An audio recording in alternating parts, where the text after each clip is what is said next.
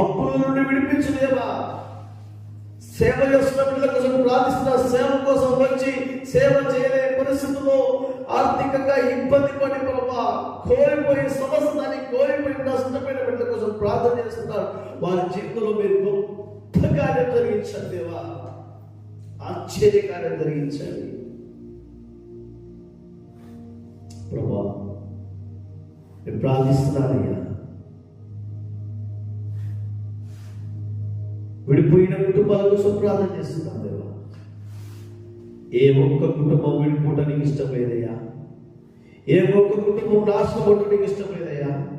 ఏ ఒక్క పిల్లల కుటుంబం అనాథలు కావడం నీకు ఇష్టం లేదయ్యా. ఏ ఒక్క కుటుంబాలైనా అయ్యా దిక్కు తోచని పరిస్థితుల్లో ఉండడం నీకు ఇష్టం లేదు ప్రభా.